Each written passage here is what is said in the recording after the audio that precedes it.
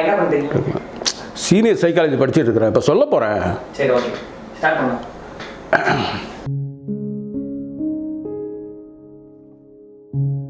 13, 14, 15. Of course இது வந்து inter சீனியர்ஸ்னு சொல்லலாம், இன்டர் ஏஜ்னு கூட சொல்லலாம். அப்பர் சீனியரை பற்றி நான் அவ்வளோவா டிஸ்கஸ் பண்ணலை. ஆனால் லோயர் சீனியரை பற்றி நான் பண்ணுறேன். டீன்ஸில் வந்து லோயர் டீன்ஸ், அப்பர் டீன்ஸ் ரெண்டு இருக்குல்ல, அந்த டீன்ஸை பற்றி நம்ம சொல்ல போகிறோம். இது 13, 14, 15. எந்த கிளாஸ் படிப்பாங்கன்னு நினைக்கிறீங்க? 8ஆம் கிளாஸ், 9ஆம் கிளாஸ், 10ஆம் கிளாஸ், 3 கிளாஸ் படிக்கிற அந்த பிள்ளைகளுடைய சைக்காலஜி என்னன்னு தெரிஞ்சால் தான் அந்த பிள்ளைகளுக்கு நம்ம சரியாக சுவிசேஷத்தை, வேத சத்தியத்தை தெளிவாக சொல்ல முடியும். அதனால் அதை பற்றி நான் சொல்ல போகிறேன். ஓகே, இப்போ நீங்கள் அந்த பிள்ளைகளை முதல்ல பார்த்தீங்கன்னா திடீர்னு அவங்களுக்கு ஒரு சரீரத்தில் ஒரு மாற்றம்.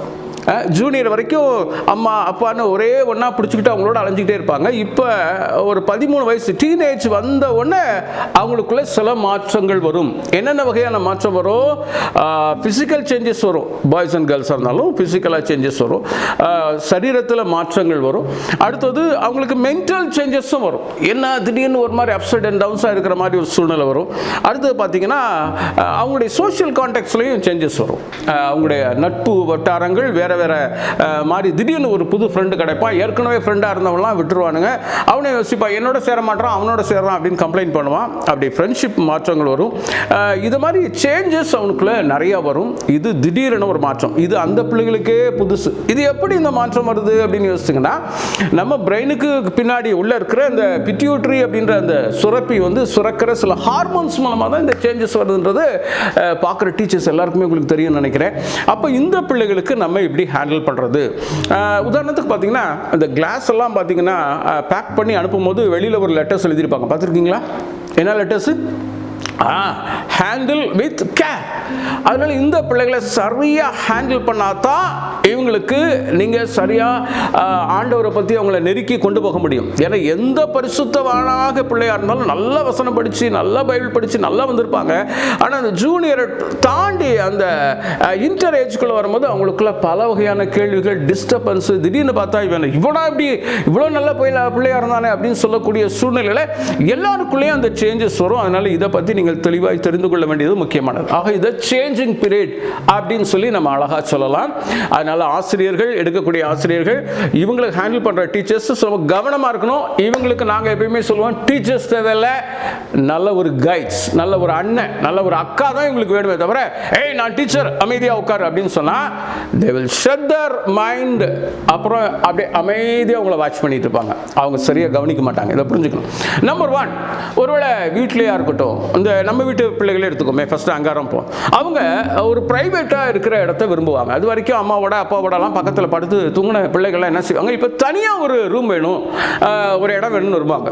கேர்ள்ஸாக இருந்தால் ரூம் போய் ட்ரெஸ் எல்லாம் சேஞ்ச் பண்ணிக்கிறதுல அவங்க மாற்றிக்கிறது இதெல்லாம் வந்து நடக்கும். ஜூனியருக்கு மேலேயே கொஞ்சம் அப்படி நடக்கும்.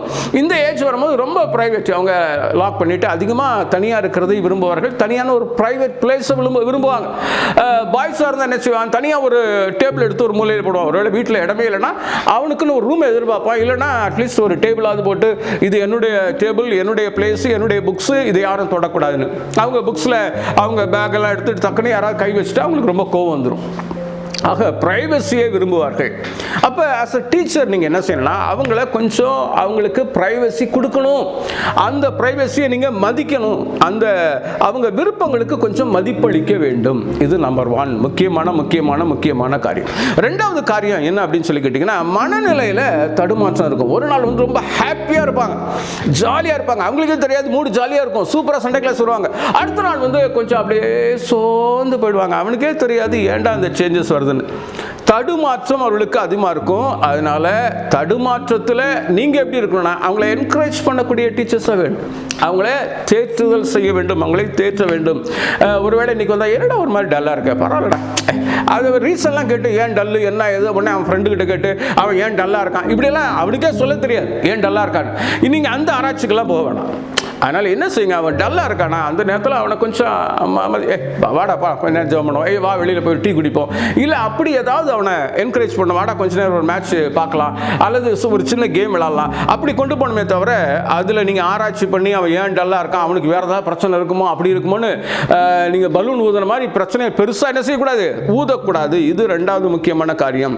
அடுத்தது இந்த நேரத்தில் இந்த செல்ஃப் பிட்டின்னு சொல்லுவோம் பார்த்தீங்களா, சுய பரிதாபம். இது அதிகமாக உங்களுக்குள்ள இருக்கும். அவங்கள குறித்து சில பரிதாபம், என்னை யாருமே நேசிக்க மாட்டேங்கிறாங்க அல்லது என்னை யாருமே ரெகக்னைஸ் பண்ண மாட்டாங்க, நான் அங்கே போனால் யாருமே என்னை அக்செப்ட் பண்ணிக்க மாட்டேங்கிறாங்க அப்படின்ற அந்த மாதிரி சுய பரிதாபம் இவர்களுக்குள்ளே அதிகமாக இருக்கும். அப்போ அது நான் ஏற்கனவே சொன்ன மாதிரி நீங்கள் டீச்சராக இல்லை, ஒரு ஃப்ரெண்டாக அவங்களோட கூட சேர்ந்து மூவ் பண்ணுங்க. டே நானும் இந்த ஏஜ் கடந்து வரும்போது இப்படியெல்லாம் டிஸ்டர்பன்ஸ் இருந்துச்சுடா அப்படின்னு சொல்லி அந்த செல்ஃப் பிட்டிலேருந்து அவங்கள வெளியில் கொண்டு வாங்க. ஏன்னா இருக்கிறதுலே அதிகமான பிரச்சனை இந்த செல்ஃப் பிட்டி தான். அடுத்து என்ன ஆகும், டிப்ரெஷனுக்குள்ளே கொண்டு போவோம். அந்த டிப்ரெஷன் தான் அடுத்து என்ன பண்ணுவோம், அவங்கள வேறு விதமான தவறான தூண்டுதல்களுக்கு கூட கொண்டு செல்லிடும். அப்புறம் நல்ல நட்புகள்லாம் வேணாம்னு சொல்லி ஒதுக்கி ஓடுற சூழ்நிலை வந்துடும். அதனால் பி கேர்ஃபுல். இந்த நேரத்தில் நல்ல ஒரு அப்பாவாக இருந்தாலும் அம்மாவாக இருந்தாலும் கூட உங்களை நான் சொல்லுவேன், அவங்களுக்கு ஒரு நல்ல நண்பர்களாக நீங்கள் இருக்கணுமே தவிர ஒரு பாஸா அல்லது ஒரு டீச்சரா அல்லது ஒரு டேடியா ஒரு மம்மியா இருந்தால் அவங்களோட வேணாம், ஒரு ஃப்ரெண்டாக இருந்து மூவ் பண்ணுங்க. ஓகேவா? அடுத்தது என்னன்னா, இவங்களுக்கு கொஞ்சம் ஃப்ரீடம் எதிர்பார்ப்பாங்க, விடுதலை விரும்பிகள். இப்போ இந்த வயசில் இருக்க பிள்ளைங்க கொஞ்சம் வெளியில் போகணுமா, பாய்ஸாக இருந்தால், கேர்ள்ஸாக இருந்தால் கொஞ்சம் ப்ரைவேட்டாக நாங்கள் கொஞ்சம் நேரம் என் ஃப்ரெண்டுக்கிட்ட பேசுகிறேன் அப்படின்னு சொல்லுவாங்க. அந்த விடுதலையை அவர்கள் விரும்புவார்கள், ஃப்ரீடமாக விரும்புவாங்க. அப்போ என்ன செய்யலாம், நோ நோ நோ நோ உனக்கு விடுதலை கிடையாது அப்படி சொல்லலாமா? அப்படி செய்யக்கூடாது. அவங்களுக்கு விடுதலை கொடுக்கணும், ஆனால் கட்டுப்பாடு உள்ள விடுதலை. உதாரணத்துக்கு தம்பிங்க வெளியில் போகிறாங்க இல்லை எங்கேயோ போகிறாங்கன்னா அவங்க என்ன செய்யலாம், நீங்கள் டே நீ போ, ஆனால் 6 மணிக்குள்ளே வீட்டுக்கு வந்துடணும். கேர்ள்ஸாக இருந்தால் நீ பேசலாம், ஆனால் நீ ஒரு 5 மினிட்ஸில் பேசி எனக்கு சொல்ல கொடுத்துடணும், அதுக்கு மேலே ரொம்ப நேரம் நீ பேசிட்டு இருக்கக்கூடாது அப்படின்ற அளவுக்கு அவங்களுக்கு விடுதலை கொடுங்கள். உங்கள் இஷ்டம் போல விடுதலை அவர்களுக்கு கொடுக்கக்கூடாது. அடுத்தது பார்த்தீங்கன்னா, அவங்க தடுமாற்றங்களை ரொம்ப சந்திப்பாங்க. அவங்க லைஃப்லேயே பார்த்தீங்கன்னா ஸ்ட்ரகிள்ஸ் அதிகமாக இருக்கும். நல்லா மேக்ஸ் போட்டுக்கிட்டே இருப்பான், திடீர்னு அந்த மேக்ஸில் பயங்கர குழப்பம் வந்துடும், அவனால் சரியாக பர்ஃபார்ம் பண்ண முடியாது. ஃபிசிக்ஸ் கெமிஸ்ட்ரிலாம் அந்த நேரம் தான் வரும். இந்த 13 மேலே தான் அந்த ஃபிசிக்ஸ் கெமிஸ்ட்ரி தலையை பிச்சுக்க வைக்கும். ஆக அந்த தடுமாற்றங்களுக்குள்ளே அவங்க அதிகமாக போவாங்க. அடுத்தது அவங்களுக்குள்ளே இருக்கிற சுயமாற்றங்களும் அவங்களுக்கு பெரிய பிரச்சனையாக இருக்கும். அப்போ நீங்கள் சொல்ல வேண்டியது என்ன, தேவனால் படைக்கப்பட்ட இது நேச்சர்ன்றதை அவங்களுக்கு சொல்லுங்கள். இந்த ஏஜுக்குள்ளே வரும்போது இந்த மாதிரி சேஞ்சஸ்லாம் வரும், இதுக்காக நீ ஆண்டவருக்கு நன்றி சொல்லணும். இப்போ சின்ன தம்பியாக இருந்த, குட்டி தங்கச்சியாக இருந்த, இப்போ நீ ஒரு ஆணாக ஒரு பெண்ணாக மாறிக்கிட்டு இருக்க அப்படின்றத உனக்கு சொல்லணும். பாய்ஸுக்குனா குரலில் மாற்றங்கள் சேஞ்சஸ்லாம் வரும். கேர்ள்ஸ் பார்த்தீங்கன்னா கொஞ்சம் ஏற்கனவே வளர்ந்துருப்பாங்க. அதனால் இந்த சேஞ்சஸ் அவங்களுக்கு நீங்கள் தெளிவாக சொல்லுங்கள். தடுமாற்றங்களை அவங்க அதிகமாக சுய மாற்றங்களை சிந்திச்சுக்கிட்டே இருப்பாங்க. அதிகமான நேரம் கண்ணாடிக்கு முன்னாடி ஸ்பெண்ட் பண்ணுவாங்க, அல்லது தலை இப்படி வெட்டணும், முடி இப்படி வெட்டணும், அல்லது பேண்ட் இப்படி போடணும், சட்டை இப்படி போடணும் அப்படின்னு சொல்லுவாங்க. அப்போ அவங்களுக்கு ஒரு யூனிக்னஸ் சொல்லுங்கள். தம்பி ஒன்றும் ஆண்டவர் ஒரு தனியாக படைச்சிருக்கிறாரு அப்படின்னு சொல்லி அவனை என்கரேஜ் பண்ணக்கூடிய ஒரு ஆசிரியர்களாக நீங்கள் இருக்கிறதை அவங்க அதிகம் விரும்புவாங்க. அடுத்தது பார்த்தீங்கன்னா, அவங்க தங்களை ரொம்ப மிகைப்படுத்தி பேசுவாங்க, இல்லைன்னா தாழ்மைப்படுத்தி பேசுவாங்க. ரொம்ப எக்ஸாகரேட் பண்ணுவான். உண்மையாக நடந்திருக்காது, ஆனால் இவன் போய் தான் அந்த காரியம் நடந்த மாதிரி சொல்லுவான். வீட்டில் வந்து எல்லா கதையும் சொல்லிட்டு இருப்பான். டாடி உங்களுக்கு தெரியுமா இப்படி நடந்துச்சு அப்படி நடந்துச்சு ஏதோ ஒன்று சொல்லுவான். he know that what he is telling is wrong. ஆனாலும் அது அப்படி ஏன்னா தன்னை பற்றி 4 பேர் பெருசாக மதிக்கணும் அப்படின்ற அந்த மிகைப்படுத்தி பேசுகிற அந்த காரியம். அதனால் உடனே அவனை பார்த்துட்டு இல்லை அவனை டிஸ்கரேஜ் பண்ணிடக்கூடாது, அல்லது நீ ரொம்ப ஓவராக பேசுகிறடா வாய முடுறான்னு சொல்லிடக்கூடாது. அது கேளுங்க, கேட்டுட்டு அவனை மிகைப்படுத்தி சொல்லுகிற அந்த காரியத்தெல்லாம் நீங்கள் விட்டுட்டு எல்லாரும் ஈக்குவலாக இருக்கிறோம், ஒவ்வொருத்தருக்கும் ஒரு ரோல் இருக்குது, உனக்கு ஒரு ரோல் இருக்குது, ஆண்டவர் ஒன்றையும் விசேஷமாக படைச்சிருக்கிறார் அப்படின்னு சொல்லி நீங்கள் அதை பற்றி தெளிவாக சொல்லுங்கள். ஆண்டவருடைய படைப்பு, நம்ம ஆண்டவரால் படைக்கப்பட்டோம், ஒரு நோக்கத்துக்காக படைக்கப்பட்டோம், அதை நீ கண்டுபிடின்னு சொல்லி சொல்கிறது அடுத்தது ரொம்ப முக்கியமான காரியம். இன்னொன்று, இந்த வயசு பிள்ளைகளுக்கு இன்னொரு பெரிய பிரச்சனை என்ன தெரியுமா, குருட்டு நம்பிக்கை இருக்கவே இருக்காது. பிளைண்டாக எதுவும் நம்ப மாட்டாங்க. இப்போ இது வரைக்கும் அவங்க நம்பி இருப்பாங்க, இப்போ வந்து சயின்ஸ் அதெல்லாம் வரவோட உடனே எவல்யூஷனரி தியரி வந்துடும். அப்போ ஆண்டவர் படைச்சாரா இல்லை நேச்சரில் உருவாச்சா? நிறைய பிள்ளைங்க அப்போ நோ காட் என்ற கல்ச்சர், இல்லை என்னடா பைபிள் இப்படி போட்டிருக்கு, சயின்ஸ் இப்படி சொல்லிதுன்னு சொல்லி அவங்க கன்ஃபியூஸ் ஆகிடுவாங்க. அதனால் அந்த பிள்ளைகளுக்கு நீங்கள் என்ன செய்யணும், அந்த குருட்டு நம்பிக்கை இல்லாத பிள்ளைகளுக்கு வேதத்திலிருந்து நீங்கள் வெளிச்சத்தை நீங்கள் காட்டணும். ஏன்னா நாங்கள் அடிக்கடி இந்த பிள்ளைகளுக்கு அதை சொல்லுவோம், Bible is not the book that gives the conclusion, Bible is a book that gives understandings அப்படின்னு சொல்லுவாங்க. அப்படின்னு என்ன அர்த்தம்? வேதம் ஒரு தெளிவான ஒரு அண்டர்ஸ்டாண்டிங்கை கொடுக்கும். அந்த வயசுக்கு ஏற்ற மாதிரி விசுவாசத்தோடு நம்பிக்கையோடு படிக்கிறவங்களுக்கு கொடுக்கும். ஆனால் இதில் கன்க்ளூஷனை தேட முடியாது. மேக்ஸ் மாதிரி கரெக்டாக டெரைவ் பண்ணி ஆன்சர்ஸ்லாம் அதில் இருக்குன்னு நீங்கள் பார்க்க முடியாது. ஆன்சர் வந்து நம்ம ஆண்டவர்கிட்ட தான் தேடணும். அந்த புக்கில் இருக்காது, பைபிளில் இருக்காது. ஆக இந்த வகையில் அவங்கள பிள்ளைகளை நீங்கள் கைட் பண்ணுங்கள். இதுதான் இது தாண்டக்கூடாது, இதை செய்யக்கூடாது அப்படின்னு அவனை யோசிக்கிறதுக்கு ஃப்ரீடம் கொடுங்க. ஆனால் அதே நேரத்தில் பைபிளை பற்றி ஒரு தெளிவான அண்டர்ஸ்டாண்டிங், திரும்ப சொல்கிறேன், Bible gives a good understanding rather than conclusions. முடிவுகள் நம்ம தான் எடுத்துக்கணும், தீர்மானங்கள் நம்ம தான் எடுத்துக்கணும். ஆனால் அண்டர்ஸ்டாண்டிங் கொடுக்கறது பைபிள்ன்றதை அந்த பிள்ளைகளுக்கு செய்யுங்கள். அடுத்து இந்த பிள்ளைங்க உண்மையை விரும்புவாங்க. இந்த வயசு பிள்ளைங்க வந்து ரொம்ப உண்மையை விரும்புவாங்க. அவங்களுக்கு ஃபேராக இருக்க கற்றுக்கொள்ளுங்க.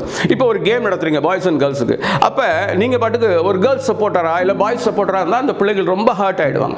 அதே நேரத்தில் அப்பா அம்மாலாம் வீட்டில் இருந்துக்கிட்டு நான் இல்லைன்னு ஃபோனில் சொல்லு அப்படின்னு சொன்னால் இவன் உடனே சொல்லிட்டாலும் கூட அடுத்து கேட்பான், எப்போ நீங்கள் வீட்டில் தானே இருக்கிறீங்கன்னு கேட்பான். அல்லது யோசிப்பான், அப்போ இவங்க பொய் சொல்கிறாங்க.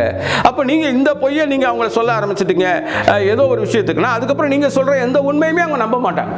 அதனால் அவங்க உண்மை விரும்பிகள். அதனால் நம்ம தான் நம்மளை கரெக்ட் பண்ணிக்கணும். நம்ம செய்ய வேண்டிய காரியத்தை நம்ம சரியா செய்யணும், அதை மறக்கக்கூடாது. அடிக்கடி மனமாற்றம் அடைவார்கள்.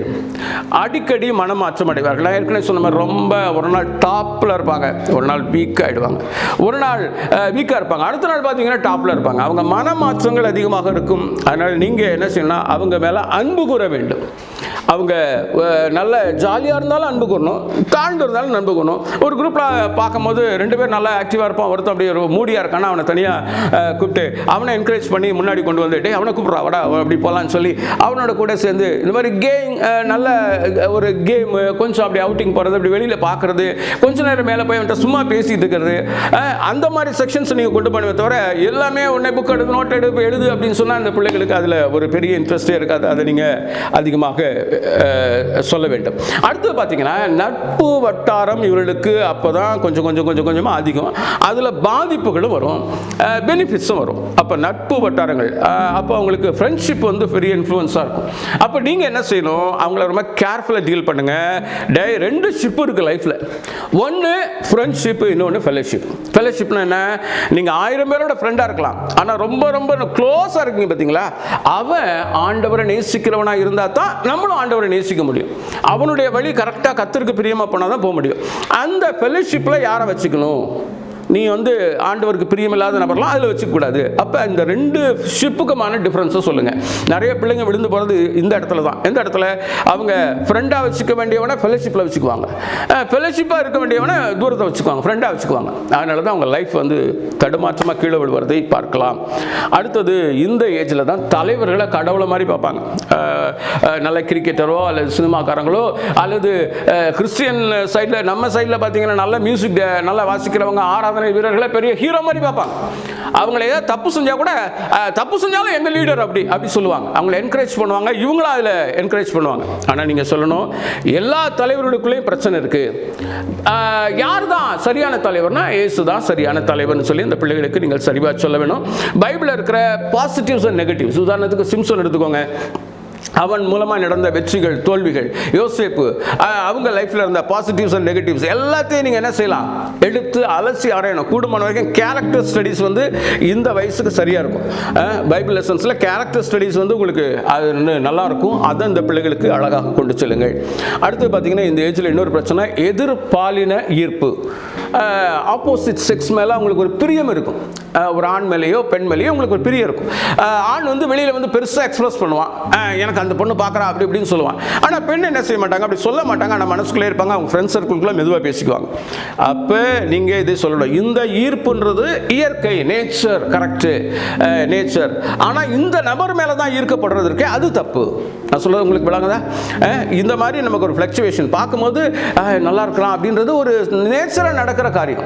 ஆனால் திரும்பி அந்த ரிலேஷன்ஷிப்பை மெயின்டைன் பண்ணுறது ராங். ஏன்னா உனக்காக ஆண்டவர் ஒரு திட்டம் வச்சிருப்பார். நாங்கள் பிள்ளைகளுக்கு இப்படி சொல்லுவோம், இந்த ஊரில் இன்னாருடைய பிள்ளைய நீ பிறக்கணும் முடிவு பண்ணது யாரு?